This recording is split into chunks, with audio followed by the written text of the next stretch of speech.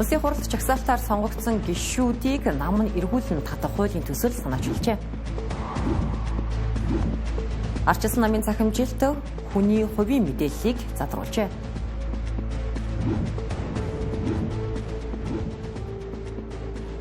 Улсын комиссийнхан авилга авч дэд бүтцэн шийдэгдээгүй байрыг ашиглалтанд оруулж байна. Эрүүл мэндийн сайд улсын төсөвт хавдрын шин нэмлэг барих төсөв байхгүй гэлээ.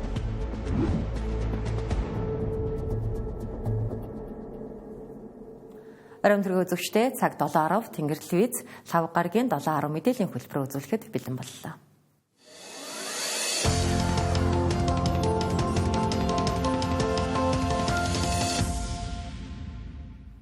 Жагсаалтын гишүүдийг нам нь эргүүлэн татах асуудлыг жагсаалтын гишүүд дундаас ярьж эхэллээ. Тодорхойлбол иргэний зориг ногоон намын жагсаалтын эрхэнд бичигдэж улсын хурлд сонгогдсон Батбаатар гишүүн жагсаалтын гишүүдийг эргүүлэн татдаг байх хуулийн төслийг санаачилжээ. За энэ хуулийн төсөл батлагдвал хамгийн түрүүнд парламентаас явж магадгүй хүнээр удаа дараа ёс зүйн хэм хэмжээг давж гисгсэн Нарантуя Наара гишүүн нэрлэгдэж байна. За цаашилбал багш нарын төлөөлөл болж парламентэд сууж байгаа Мөнхтуя гишүүн удаалж байна. Улсын хурлын гишүүнийг эргүүлэн татах хэдхэн нөхцөл бий. За хууль заасанчлан тухайн гишүүн хүн дээр өвдөх, амь насаа алдах, гэмт хэрэг үйлдэх юм уу, аль эсвэл өөрөө чөлөөлөгдөх хүсэлтийг гаргасан тохиолдолд гишүүнийх нь бүрэн эрх тусна. За мөн ерөнхийлөгчөөр сонгогдсон тохиолдолд гишүүний ажлыг хийх боломжгүй болно. За энэс харвал Нарантуя Наара гишүүн шиг олон нийтийн сүлжээнд уур уцаар ундууцал бухимдлаа цацаж, хараалын үг урсгасан ч хариуцлага тооцох эрх зүйн орчин одоо гарлаа. За иймдээ улсын хурлын ёс зүйн дэд хорооны дарга нь Нарантуя Наара гишүүн олон нийтээс уучлалгүйгаас хэмээн найдаж одоо гэр нь өөртөө холбогдож чадаагүй юм. Сануулгууд бол авч ийсэн. Одоо энэ бол одоо 3 дахь асуудал болж байна. Эхлээд яг зүгээр уучраад, таавшраад одоо ингээд уучлал гуйх ийм бас алхам хийх нь үү гэж харж хүлээж байна. Би залгаад холбогдох гэдэл үзээд байна л да. Тийм тэгээд одоо мэдээч хэрэг ажил ихтэй байгаа бах. Төр түшин гэж төрийн ордонд суучгаад ёс зүйгээ авиралдаг гишүүдийн үг үйлдэл хэрээс хитэрч байгаагаас үүдэн жагсаалтын гишүүдийг нам нь эргүүлэн татах асуудал эрчимтэйгээр яригдаж эхлэв. За энэ аврын жуулганаар холбогдох хуулийн төслийг өргөн барих тухай хууль санаачлагч нь зарлчихсан. Харин энэ хуулийн төслийг дэмжих нэг хэсэг байхад дэмжихгүй нэг хэсэгч байгаа юм а. Жагсаалтаар орж иж байгаа гишүүд нэгэнт нам өөрсдөө тодорхойлоод 48 гишүүнээр нам тодорхойлж орж иж байгаа болоод тодорхой хэмжээний хариуцлага тооцох асуудлыг болоод нам буцаад хариуцлага тооцдог ийм тогтолцоог оруулах нь зүйтэй болов гэж бас харж байгаа. Улс төрийн нам өөрийнхөө сонгогдсон гишүүнийг намын бодлого шийдвэртээ зөрчилдөж байгаа нэрээр татна гэдэг бол асар буруу. Жишээлбэл одоо манай ардчилсан намаа сонгогдсон их хурлын гишүүд хамтарсан засгийн үед хамтарсан засгийг жагсаалтын гишүүд зарим нь эсэргүүцэж ирсэн. Би бол энэ гишүүдийн бүрэн эрхийг хүндэтгэж байгаа. Яагаад гэвэл тэр хүн бол намаа төлөөлөөд намынхаа мандатыг аваад ороод ирсэн баг. Тийм учраас ард түмний сонголтод халтна гэдэг бол асар буруу. Парламент гэдэг бол намуудын засаглал шүү. Тэ. Намуудын засаглал хуу өнөх бол биш. Тийм болохоор намын бодлогоос хүрсэн тохиолдолд бол хариуцлага тооцох механизм байх ёстой. Тэгээд дараагийнх нь хүн орж ирээд явдаг. Ингэснээр нөгөө нам институт чинь өөрөө ингээд чадахчаад явдаг, шинжлэгдээд явдаг. Хэрвээ бид нар ингээд томилж явуулчаал жилийн дараа уур хөрөнгөтэн за болиё гэж ингээд татчихад байх юм бол энэ төр ус яаж тогтох юм? Энэ докторгүй байдал чи хинт хэрэгтэй болох юм? Маш олон асуудлууд үүснэ. Тэгэхээр бид нар эргүүлэн татна гэж ярихаас өмнө сонголтоо хийхдээ боддог байх хэрэгтэй шүү дээ. Өнөөдөр одоо ингээд жишээ татагтаад яригадаад байгаа хүмүүс огцом ийм болцсон юм уу шүү дээ. Ямар байснараа яг л тиймэр л байцгааж байгаа улсууд шүү дээ. Мэдээж хэрэг зөвхөн ёс зүйн зөрчил гаргасан гишүүнийг эргүүлэн татахгүй. За намын жагсаалтаар сонгогдчиход намынхаа бодлогыг сүрдэг, хувийн тоглолт хийдэг гишүүдтэй нам нь хариуцлага тооцдог байх шаардлагатай гэж зарим гишүүд үзэж байна. Харин нөгөө тал улсын хурлын гишүүдийг жагсаалтынх, тойргийнх гэж ялгуурлаж бүрэн эрхт нь халтах ёсгүй гэж үзэж байгаа гишүүд ч цөөнг байгаа юм. За нэг талаар энэ нь сонгогчдын дугуйсан саналыг үндгүйдүүлж парламентын дархлааг унгах эрсдэлтэйгийх болгоомжлолж үүсэж байгаа юм а. За гагцгүй эцсийн шийдвэрийг улсын хурал олонхоор гаргана.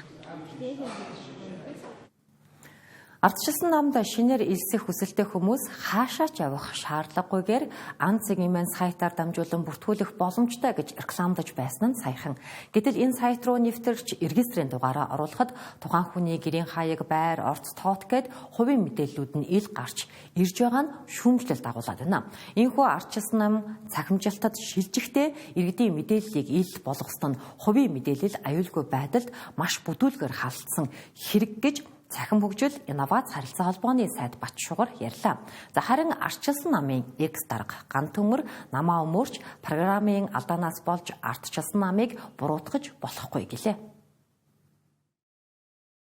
Бүртгүүлэх гэдэг дээр дарна. Ардчилсан намаас ан цэгийн сайтыг ашиглалтанд оруулаад удаагүй. За гэтэл энэ сайтын хөгжүүлэлтийг нь хийсэн технологийн компани алдаа гаргаснаас болж намын гишүүдийнх нь гэрийн хаяг хүртэл ил харагдчихна. За энэ бол хууль зөрчсөн ноцтой асуудал гэж салбарын сайд Батшугар дүгнэж байна. Харин үүнд хариуцлага хүлээх ёстой субъект нь ардчилсан нам биш. За сайтын хөгжүүлэлтийг хийсэн технологийн компани гэж ардчилсан намын X дарга ган төмөр ярьлаа. Хэрвээ ямар нэгэн мэдээлэл хадгалагч гэж байгаа шүү дээ.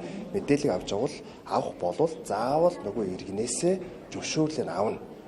Данс зэм нэвтрэж зөвшөөрлийг аваад тэгээд нөгөө иргэн цугдуулна. Тэр мэдээллийг ил удаж болохгүй хадгална гэсэн маш тодорхой заалт байгаа байхгүй юу.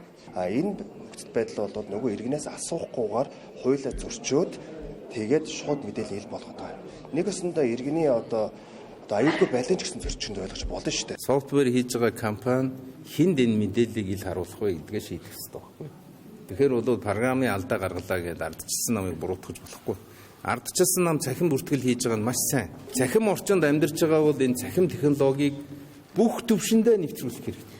Цаашлаад гол нь нөгөө аюулгүй байдал тийм ээ. Өөрийн чиглэж. За энэ дээрээ бол анхаарал ингээд явах хэрэгтэй. Нэг Хэдхэн сарын өмнө ийм Монголиа иргэдийнхээ мэдээллийг ил тавиад мартчихсан байсан. Харин одоо үндэсний 2 том улс төрийн хүчний нэг болох ардчилсан нам цахимжилтад шилжих гэж байгаад алдаа гаргалаа. Энэ болгонд иргэдийн хувийн мэдээлэл алдагдаж аюулгүй байдалд нь эрсдэл учирч байна. Авилгын сүлжээ үүссэн байж болзошгүй дараагийн салбар нь улсын комисс болжээ. За жишээлх юм бол халуун ус тоог дулаангүй гэд дид бүтцэн шийдэгдээгүй орон сууцыг улсын комисс хүлээн авсан тухай иргэдийн гомдол тасрахгүй байна. Улсын комиссийн хүлээж авсан Баянзүрх дүүргийн 30 дугаар хорооны 240 дугаар байр саяхны хүртэл тоггүй, дулаангүй, халуун усгүй явж ирсэн. Нэг ёсондоо оршин суугчдын гэр хорооллын иргэдчиг усаа зөөж цахилгаанаа хулгайлж амьдэрсэн. Арга буюу оршин суугчид өөрсдөөсөө 30 сая төгрөгийн зарлага гаргаж энэ бүх асуудлуудаа шийджээ. Тэдний хувьд ийм орон сууцыг улсын комисс хүлээж авсныг хамгийн ихээр гайхаж байлаа. Энэ байранд бас аягүй их асуудал байсан.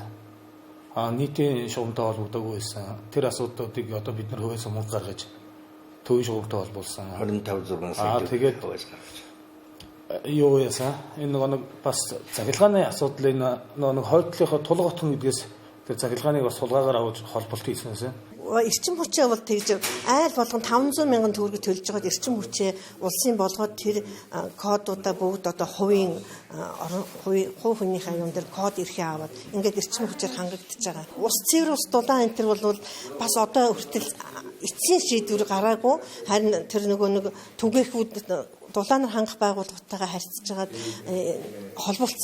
төр холболцсон байж байгаа. Дараагийн нэг жишээ бол Чингэлтэй дүүргийн 9-р хороонд баригдсан орон сууц. Энэ байр мөн л халуун усгүй, удахгүй халуун усанд холбогдсон гэсэн үгэнд хуурцаар өвлийн эдэр 9-ийн хүүтнийг давжээ. Ашиглалтад орох хугацаанаас 5 жилийн дараа орсон ч эцэстээ халуун усчгүй байрыг улсын комисс хүлээж авсанд бас л бухимдалтай байна. Гол хичээл биш халуун усгүй. Гүн цагаан сараас өмнө өгөн дэгжсэн тэгээд алхална шүү дээ. Халуун усгүй айгүй хөт устай тэр л хэцүү байна. Энд чинь ууланд хугацаа нь амар удацсан байхгүй юу? Бүтэн 5 жил нөгөө юунаасаа хойш ингээд явсаар байж. Оршин суугчдын зүгээс дид бүтцэн шийдэгдээгүй орон сууцыг улсын комисс хүлээж авахдаа авилгал авсан гэж хартаж байлаа. Энэ нь ч үнэний ортой. Авилгатаа тэмцэх газраас улсын комиссийн гишүүд авилга авсан болохыг тогтоосон жишээнүүд байдаг. Угтаа бол барилгын зураг төсөөл чанар стандарт оршин суугчдын аюулгүй байдлын шаардлага хангасан тохиолдолд улсын комисс хүлээж авах хуультай. Гэхдээ хууль зөрчсөөр байгаа шалтгаан нь тэдэнд хариуцлага тооцох зохицуулалт байхгүй гэлээ. Ер нь бол цаашдаа энэ улсын комисс гэдэг одоо тий барилга байгууламжийг байнга ашигланд авдаг асуудлыг бол бид эргэж харж байна. Хууль дүрмээр шинжилгээ бол үнэхээр болохгүй байгаа. Яагаад гэвэл одоо энэ тухайн улсын комиссийн бүрэлдэхүүнд ирж байгаа 10-20 хүн бол одоо тухайн барилга байгууламжийг хэр чанартай баригдсангийн одоо мөн одоо ашиглалтын шаардлага нийцэж байгаа хэсгийг нь бол өнгөцгөн байдлаар одоо бичиг баримт одоо тэг бүрдлийн дагуу бол нэг одоо шалгаад өнгөрч байгаа. Тэр бол яг хав хэдий байж болох ч хэлээ гэсэн иргэд одоо дараа улсын комисс хүлээгээд авчлаа гэдэг итгэлүүд мөчлөөр байранд ордог, худалдаад авдаг. Дараа нь бол иргэд тохирох асуудал бол одоо гарсаар байгаа. Тэгэхээр бид энэ журмуудыг нь өөрчлөөд дэлхийн одоо хөгжингүй орны чиг хандлага руугаа шилжих зүйтэй авах. Одоогийн хүчин төгөлдөр мөрдөгдөж байгаа барилгын тухай хуульд улсын комиссийнхан стандартын шаардлага хангаагүй байрыг хүлээж авсан ч тэдэнд тооцох хариуцлага байхгүй. Ус дулаан цахилгаангүй байрыг авилга аваад л ашиглалтад оруулж барилгын компаниудыг өөгшүүлсээр эцэстээ олон иргэд хохирч байна. Энэ асуудлыг нэг мөр шийдэхгүй бол авилгачид гарсаар байх нэ. За жилд 8,000 хүн Монгол иргэн хавдраар өвчилж байна. Гэтэл улсад байгаа ганцхан хавдрын эмнэлгийн ачаалал дээдсэгтэй тулж хавдрын хүнд хэлбэрийн оновчтой хүмүүс суугаа байдалтай эмчилгээгээ хийлгэж байна. Нийт тооцоололоор хавдраар онцлогдсон 32 мянган иргэн бий гэсэн харамсалтай тоон дүнг ярьж гайхахаас өөр шийдэл даанч алгаа. Учир нь сүүлийн хэдэн жил ярьсан хавдрын шинэ эмнэлгийн газрын асуудлыг арай хийн шийдсэн ч төсөв хөрөнгөний гачигдалд унжээ. Хавдрын эмнэлэгт өдөрт 2000 орчим хүн эмчилгээ хийлгэж байна. Эдгээр хүмүүсийн ядтай нь хэвтэн эмчлүүлэх ортой, харин хоцорсон хэдэн сандалтай үлдэнэ. Заримдан бүр сандалж олдохгүй. Хэвтэхгүй өдрөөр хийх эмчилгээний өрөө нь ердөө 30 гаруй хүний багтаамжтай. Тиймээс өглөө 6 цагт ирэхгүй л бол суудал буй хоцорч эмчилгээчгүй үлддэг байна. Гэтэл нэг өвчтөн химийн тариаг 14 хоногийн зайтай 2-5 жил хийлгэх шаардлагатай. Одоо ор сандал битгийхэл хавдрын бай эмчилгээний эмээ авахын тулд 4-5 цаг очролдог болжээ. Одоогийн байдлаар бол би давсгны хавдард бол нэг 10 удаа орсон. Ерөнхийдөө бол хавдрын одоо үйлчлэгээ айгүй ачаал ихтэй. Эмчнэр бараг хүнээ дээлэхгүй. Цөөхөн хэдхэн эмчнэр байдаг. Тэгэл хүнээ дээлэхгүй, үзэж барахгүй. Орны очром олддгүй шүү дээ. Тэгэхээр тэгээд хоёрхан сувилагч хөрхийн ажилтсан шүү дээ. Айгүй ачаалтай ажилтсан. Үнэхээр бас жоохон хүнд. Одоо шүү дээ. Энэ олон чир дараал дотроо ганц хоёр эмчсүү, ганц хоёр эмчтэр зэрэг ордог. Хавдар судлалын үндэсний төвийн нэг кабинет 26-аас 30 хүн үзэх нормтой. Гэтэл өдөрт 20 хүн хавдрын онш сонсож байгаа нөхцөлд эмчнэр өөрсдийн ачааллаа 3 дахин нэмэгдүүллээж энэ олон хүнийг үзэж амжихгүй байна гэлээ. Нийт үзлэгийн хүмүүсийн 30% нь хавдар судлалын үндэсний төвд цаг олдохгүй хүлээж байгаа юм а. Өөрөөр хэлбэл сард хавдартайгаа тэмцэж байгаа 18,000 орчим хүн өдөр хоногоо арай хийн өнгөрөөж байгаа ч эмчилгээ хийлгэх цаг байхгүй учраас дараагийн саруудыг хоног тоолон хүлээсэн байдалтай байна. 5 хоногийн дотор шүү дээ. 3469 хүн зөвхөн үзлэг. За онцлогоо нь бол 1177 хүн. Нийтдээ бол 4690 хүн үзлэг шинжилгээнд орсон байна. За тэгээд цагаан сарын дараа сая нэгд өдрөөс эхлээд ерөнхийдөө хөдөө орон нутгаас ирж байгаа иргэдийн одоо урсгал нэмэгдсэн. Үйлчлүүлж байгаа хүмүүсийн тоо ч гэсэн эрс нэмэгдсэн. Дахиад хавдрын эмнэлэг шинээр байгуулах өртөг дунджаар 660 тэрбум төгрөг. Харин ийм эмнэлэг барих төсөв хөрөнгө улсад байхгүй. Газрын асуудал гээд шалдар булдар зүйл ярьсаар 10 жил шинэ хавдрын эмнэлэгийн асуудал гацсан. Газрын асуудал шийдэгдсэн боловч төсвөө хаанаас бүрдүүлэх вэ гэдгийг бодсоор дахиад ч 10 жил болж магадгүй байна. Учир нь энэ жил шинэ хавдрын эмнэлэгт зориулж улсын төсвөөс ердөө 38 тэрбум төгрөгийг баталжээ. Энэ чи 200 гаруй сая долларын асуудал ярьж байгаа шүү дээ. Доторх тоноод хөөрөм сургалт байшин барилга нэг чи 95 мянган метр квадрат талбай барилга шүү дээ. Тэгээ тийм учраас нь ажмаар би түрүү хэлдэг зөвхөн дан төсвөрийг хийнгүүл амжихгүй гэж. Зөвхөн төсвийн хөрөнгөөр гүйцэд бүгдийг барьж амжихгүй учраас давхар одоо бид бас гадны одоо хөнгөлөлтөө зээлийн асуудал хөөцөлж байгаа. Энэ чиглэлээр бас одоо бүгд найр солонгос улсад бид бас ажиллаад ирсэн. Угтаа бол хөгжлийн банкны барьцаанд байсан 4-р эмнэлгийг хавдрын эмнэлэг болгон ашиглан гэсэн ч бүтэлгүйтжээ. Энэ эмнэлгийн ханшин 30 гаруй тэрбум төгрөг. Гэтэл энэ эмнэлгийн өмчлөгч 100 тэрбумаар үнэлж байгаа учраас зөвшөлтөд хүрч чадаагүй байна. Ингээд Цонгой архан дүүргийн 34-р хороо буюу Баянголын аманд тухайн эмнэлгийг барих 12 га газрыг шийдсэн боловч төсөв байхгүй. Мөнгө байхгүй гэсээр суудал хавдраар өвчлөгсдийн тоо 2040 он гэхэд 2 дахин нэмэгдэх эрсдэл хаяанд ирээд байна.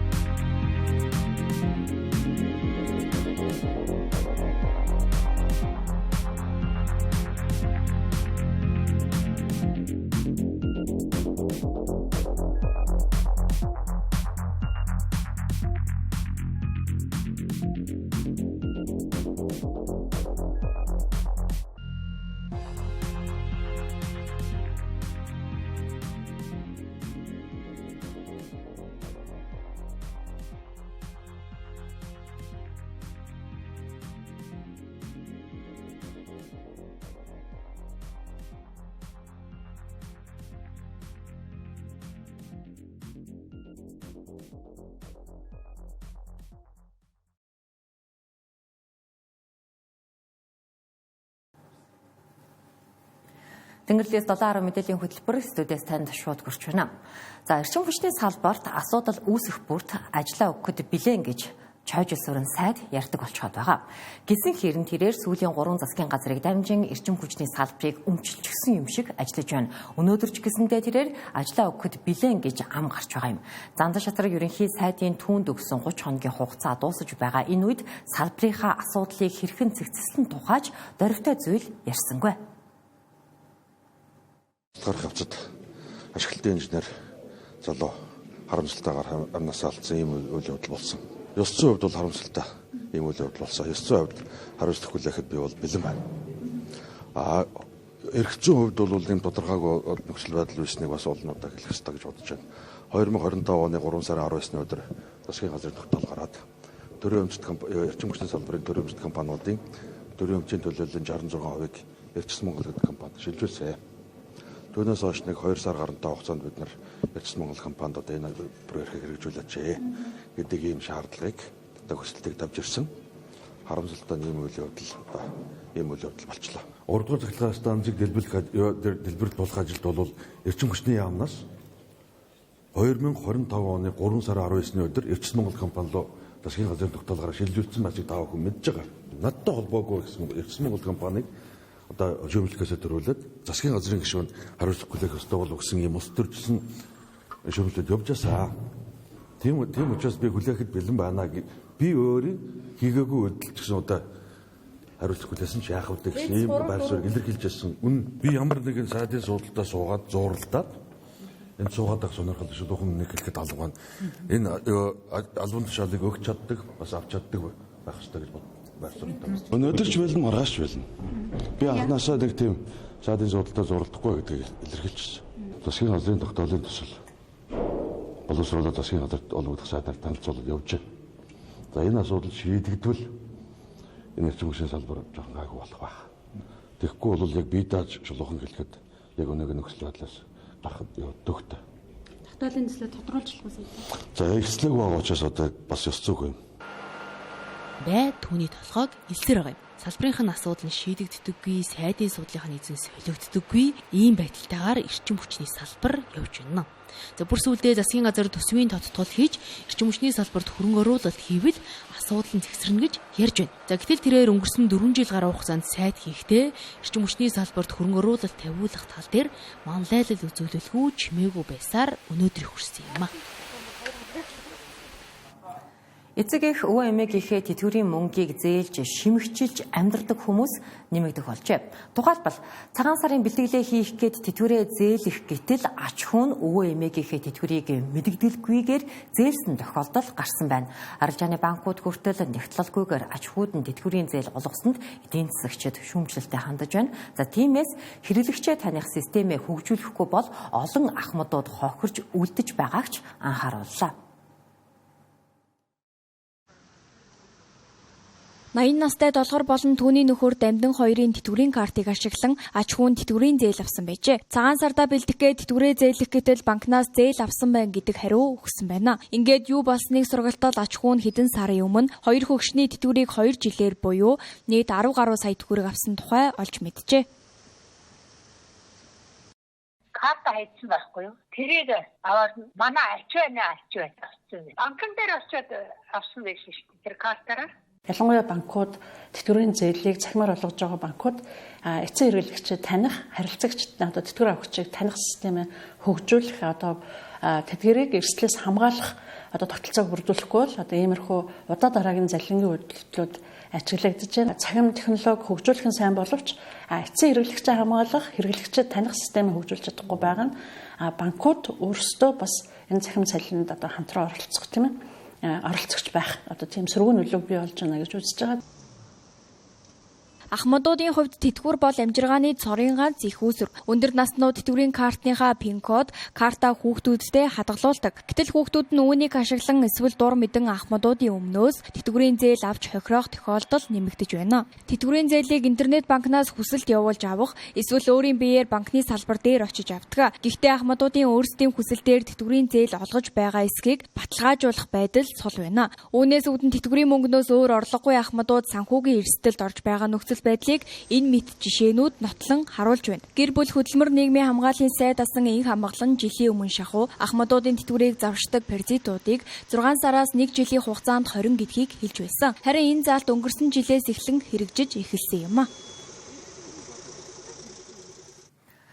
Гадны улсад залуус орон сууцны түрээс нийт орлогынхоо 30%-ийг зарцуулдаг байна. За харин манай улсад ясмахаа зулгааж болсон хэдэн төгрөгийнхөө дийлэнхийг буюу бараг 80-аас 90%-ийг байрны түрээст өгч байгаа юм. Өөрөөр хэлбэл орон сууц худалдаж авахд хэцүү болсон энэ үед түрээсийн байрны соёлыг нэвтрүүлэх шаардлага тулгарч байгаа юм. За учир нь сарын цалингийн хэмжээ түрээсийн байрны үн дүндээдэн болсон байгаа юм. Төвшинбаяр бусад залуусын адилаар сурахын хажуугаар ажиллаж байр түрээсэлж амьдардаг залуу за өнгөрсөн хугацаанд маш олон байр судалж сонирхож үзэхэд түрээсийн үн багадаа 1.5 сая төгрөг байгааг хэллээ. За Монгол залуусын дундаж цалин 2.3 сая төгрөг. За үүнээс нийгмийн даатгалын шимтгэл татвараа хасаад гар дээрээ 1.8 сая төгрөг авдаг. За энэ мөнгнөөсөө байрны түрээстэй 1.5 саяыг өгөөд 300 мянган төгрөгтөө үлдэнэ. За өөрөөр хэлбэл нийт орлогынхоо 85%-ийг зөвхөн орон сууцны түрээстэй зарцуулж үлдсэн 300 мянган төгрөгөөр бүхэл бүтэн 30 хоног амь зогоохоор болж байгаа юм. За ийм жишгээр залуус амьдарч байна. Бүхэл бүтэн зөвхөн байр түрээслэхийн төлөө амьдраад байгаа шиг байдаг байхгүй. Одоо манай гэрхэн ингээд сая 500 мянга, сая 800 төгрөгийн 200 цалин авдаг. Тэгэхэд ингээд яг тийм хүмүүс айгуу дарамттай байдаг байх гэж бодож байгаа. Орлогынхон зүгээр л дундаж эврэж Монголд зал хүн бол бараг 50-аас 80% бараг явчихж байгаа. Монголд нийт орлогынхоо 80-аас 90%-ийг орон сууцны түрээст өгч байхад гадны улсад ажиллаж амьдардаг залуус ердөө 50 хүрэхгүй хувийг зарцуулдаг байна. За тухайлбал бүгд найрамдах Солонгос улсад ажиллахынхаа хажуугаар сурдаг ануударын хувьд орлогынхоо ердөө 30-аас 40%-ийг л байрны түрээст зарцуулдаг лээ. Нэгээс 2 өрөөний байрны түрээс ер нь бол 400-аас 500 мянган ваны орчим байдаг. Тэгэхээр хүний ер нь бол нэг сарын орлого гэх юм бол яг оюутан хүмүүс бид нар болохоор нэг цагтаа байдаг 7 хоногт хэдэн цаг ажиллах хэрэгтэй гэсэн эрхтэй байдаг.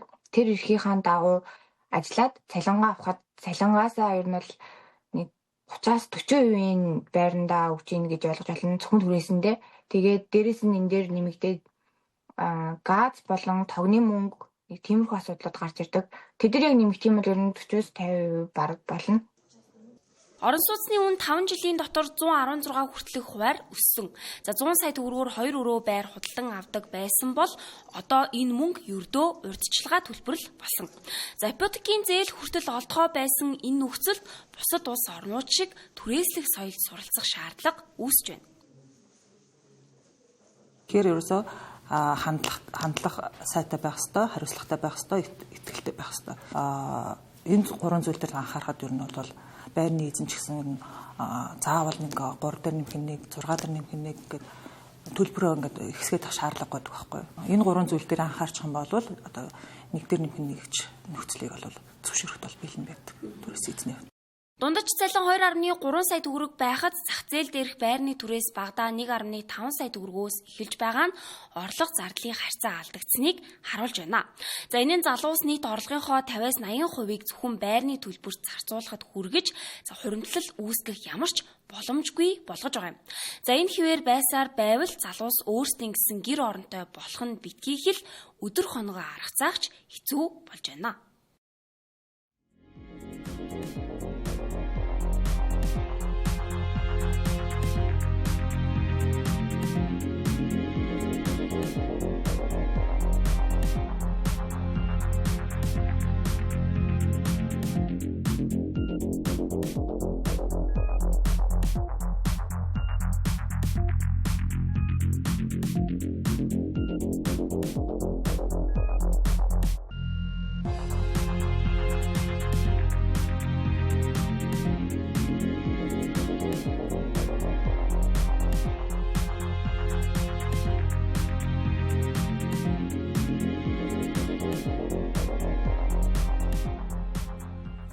Үзэгчдээ Тэнгэр телевизийн 7:10 мэдээллийн хөтөлбөрийг үзэж байна.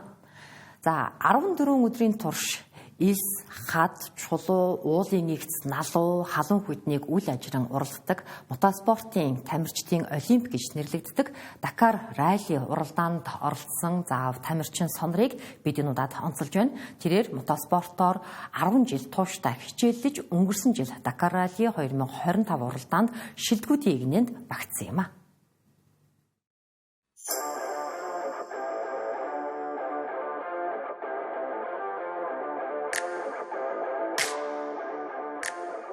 Сонрын хувьд уралдааны замд гарсан 10 жилийн хугацаанд олон улсын тэмцээнүүдэд туршлага хуримтлуулж эрсдэс нөхцөлд өөрийгөө сорьсон туршлагатай. За учир нь Дакар ралли бол зөвхөн хурд техникээрээ өрсөлдөх тэмцээн биш, за сэтгэл зүтгэл, төсвөр төвчээрийг шалгадаг спортын төлөвлөлөө. Тэрээр 10 жилийн турш тууштай мотоспортоор хичээллэж олон найз нөхөдтэй болж, за тэр дундаас Ар Монголын ахын дүүстэйгээ танилцаж, дотн нөхлөсөн нь хамгийн том амжилт гэдгийг онцолж байлаа. За надыг бол сонор гэдэг юм аа. Өвөр Монголын Алч Азийн хошууд нутагтай. Тэгээд энэ удаа бол Улаанбаатарт 3 дугаар удаа ирж байгаа. Би бол 17 оноос эхлээд багш тагсан мотор хороосын. Тэгээд одоо хороосын зам дээр бас 3-4 жилийн тэмцээнд оролцсон. Одоо сүүлчээд хоёр хэдэн жил раллины зам дээр бас хэдэн жилийн тэмцээнд орж байгаа. Нийлээд одоо тэмцэнэ замаар нэгтэй 10 жил явж байгаа юм зам байдалтай. Одоо манай компани бол Ковикс нэртэй. Би ковид одоо нэгэнтээ 5 жил ажиллаж байгаа. Тэгээ манай тэр Кови бол нэг гоё мэцгэл хийдэг. Одоо ралли мэцгэл хийдэг юм нэг компани. Тэгээ дундаас бол одоо дэлхийн шинэрийн хамгийн өндөр төвшинээ уралдаанд орж байгаа. Энэ тэмцээнд орохын төлөө Ковигоос бас их чадлаа гаргасан. Кови надад бас их хүч нэмэр үзүүлсэн. Тэгээд энэ тэмцээнээс болоод олон бүхэнд мэцгэлийг таньж мэдүүлж байна. Бас Дакарт оч дийлжсэн тамирчин бүрэл сайн тамирчин. Тэгээд өвкөн болгон очигээд оч дийлдэг юм нэг том тэмцээн болно. Иймээс одоо Монголоос очсон тамирчин одоо бүр сайн тамирчин би эдгээр нэртээ одоо Дакарын уралдааны дунд тэмцээний дунд монголчууд ингээ хамт байхаа бас их сайхан байдیں۔ Монгол үгээ ярина, хөөрн, дунд улсаасаа гарлаа. Одоо дэлхийн хамгийн бүдэн том уралдаанд очлоо. Бас эдгээр харин сайн найстай боллоо. Одоо хаана утсан ч өөрийнх нь найстай. Дээрээс нь дэлхийн хамаг амраг урт одоо раллины уралдааныг туулман чинь өдөр болгон хамт байгаа 10 хэдэн өдөр хамт байна заримдаа. Урттаа бол 20 өдөр эдгээр найз нар уралдаанаа дуусгачаад бас энэс уулзтаа өчгөрөөд бас хамт танилна. Золооноос их сайхан. Над бол амар сайхан бодогддог. Dakar Rally 2025 уралдаанд сонор хурд хүчээ дайчлан топ 30 тамирчдын нэгд багтсан бол 2026 онд энэ амжилтаа ахиулахаар зорж буйгаа болцлоо. Би кроссын тэмцээнд ариун орж исэн, 3-4 жил орж исэн.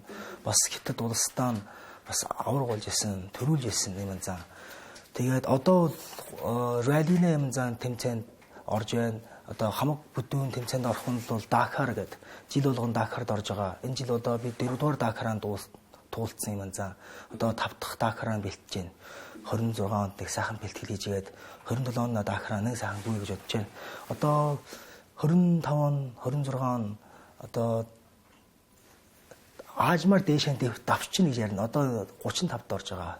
Тэгээд 27 он Dakar-д нэг өмнө 30-аад орё гэсэн бодолтой байна. Сонрын амжилт нь зөвхөн байр эзэлсэнд бус Dakar Rally-гийн хүнд нөхцөлд тууштай алдаа оноогоо тооцоолж техникээ зөв ашигласан стратегид оршиж байна. За тэрээр уралдааны турш олон навигацийн сорилт, замын саад, мотор техниктэй холбоотой асуудлыг амжилттай даван туулсан нь олон улсын мотоспортын фэнүүдийн анхаарлыг татаад байгаа юм а.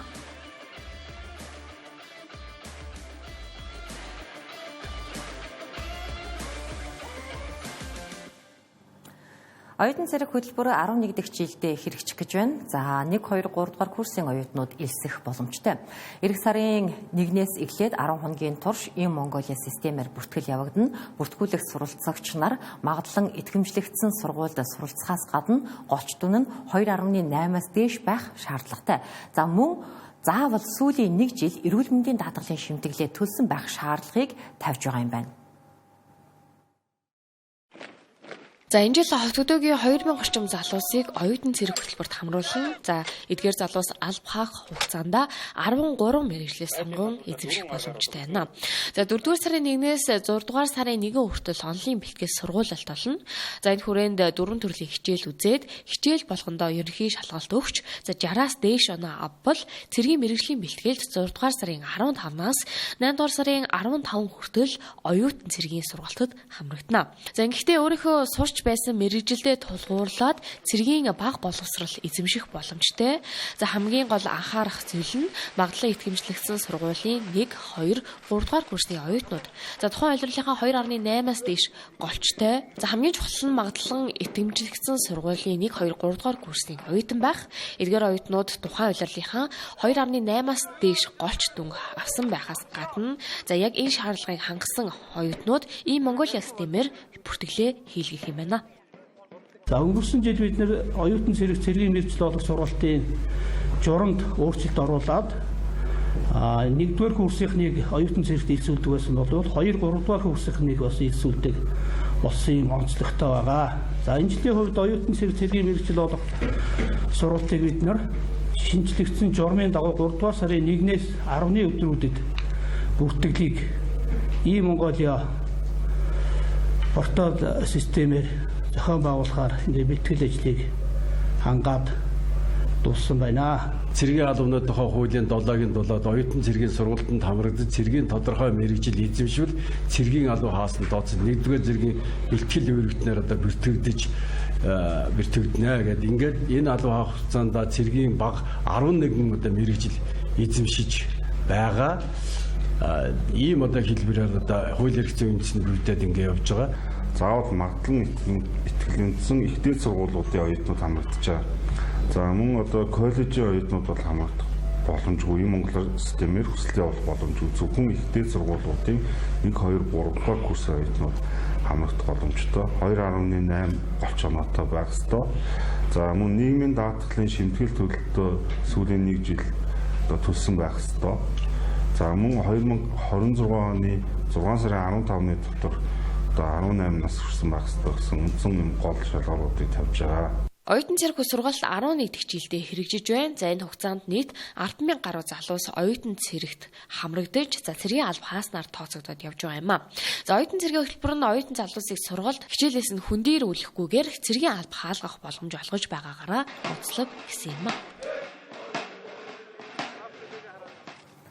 Монголын нууц товчоог бичихэд уран зохиолын арга хэлбэрийг хэрэгэлсэн болохоос хэн нэгний санаанаасаа зохиосон уран зохиолын бүтээл бишээ. Харин ч их Монгол улсын хааны ордонд бичиж төгсгсөн төрийн албан түүх гэдгийг судлаачид онцолдог. Сүүлийн жилүүдэд энэ номыг үндэсний баяр ёслолын үеэр унших өвөр зууртаа бэлгэлэх явдал эрс нэмэгдэжээ. Тэгвэл зураач Түрэн мөнхийн хувьд олон жилийн уггүй судалгаа, эрэл хайгуулын үр дүнд Монголын нууц товчоо зурагт номыг бүтээсэн нь өдгөө бяцхан уншигчдын шимтэн уншдаг бүтээл болсон байна. Хүүхдүүд ном уншихдаа зурагт нь текстээс илүүтэй ач холбогдол өгч сонирхдог байна. Бяцхан уншигчдын энэ онцлог тохирсон бүтээлүүдийг орчуулж олноо түгээж байгаа дагансан редакц манай улсад цөөнгүй бий. Тэдгээрийн нэг нь Жангар юм. Тус редакцийн хамт олон үлгэрийн түүхэн сонгодог бүтээлүүдийн гол агуулгыг 6-аар баяжуулсан цуврал бүтээлүүдийг бяцхан уншигчдынхаа насны онцлог тохируулсан байдлаар бэлтгэж хүргэдэг. Тухайлбал Монголын нууц товчоо бүтээлийн хэл найруулгын өвөрмөц онцлогоос үүдэн агуулгынхын даалд утга санааг давхар өгүүлэмжийг мэрэгжлийн судлаачид хүртэл ялгаатай байдлаар тайлж тайлбарладаг. Харин зураач Түрэн мөнхийн хувьд уг бүтээлийн гол утга санаа агуулгыг 6-аар баяжуулан уншигчдад хүргээд байгаа нь сүүлийн жилүүдэд бестселлерт дарахлагдсан байна. Ингэж хийхдээ бол Жангар редакц юу гэх юм бол болгосон бөгөөд тэр хүүхдийн хэл, зураг төрсөл, өнгөний ялгарал, тэр агуулгын түлхэгц, тэр ойлголтуудыг энгийн ойлгомжтой авахд хэрхэн шинжилж найруулж хийх вэ? Зураг төрслийг хэрхэн бүтээх вэ гэдэг тэр илүүтэй анхаарч бас бишгүй цаг хугацааг энэ хүүхдэлдээ зориулсан. Энэхүү ном дээр бол нийтдээ 60 гаруй тогтцолбор зургууд зурагдсан. Жишээлбэл энэ дээр Борч Тэмүүжи хоёр нөхрөлж байгаа хэсгийг ямархуу байдлаар уулаас өндөр төрслөлээр ч юм уу те илэрхийлэн хүүхдэд тэр бишрэм хөндлөн мэдрэмжийг төрүүлнэ. Гэх мэтээр ингээд зурагт номын арга зүйн үүднүүдээс нэлээд олон зургуудыг ингэж бүтээсэн. Тэр чухаараа сүүлийн 5-6 жил хүүхдийн номын шилдэг борлуулалттай тэр бестселлер номыг тэргүүлж байгаа болов уу гэж уран бүтээлчний зүгээс үзэж байна. Монголын нууц товчоо бүтээлийг 13 дугаар зууны үед бичигдсэн гэж үздэг хэдий ч харин хинт хуурвсан болох нь оньсог мэт байдаг. Судлаачдын зүгээс Тэмүүгэ Отчхон, Шихий худаг, Тататунга, Хоргоосун, Чинга, Минлэг болон ордны олон түүхч хулган жилийн 3 дугаар сарын хуралдаад оролцсон ноёдын бүтээл гэгчлэн олон санал гаргасан нь бий. Гэвч өнөө хүртэл тогтсон нэг саналд хүрээгүй л байна. Сүүлийн жилүүдэд Монголын нууц товчоо номыг олон хувилбараар тэр бүрт агуулгын хувьд ялгаатай байдлаар хэвлэх болсон. Түүний дотор Сайнанчви, Дутууд улимаг алдаа мадагтай орчуулсан хэвлсэн нь цөөнгүй. Тиймээс ямар хувилбарыг нь сонгож унших вэ гэдгийг хэн бүхэн бас бодууштай юм. Тэнгэрлэгээс 7 мэдээллийн хөтөлбөрөөр үзүүллээ. Хамтдаж анхаарлаа хандуулсан танд баярлалаа.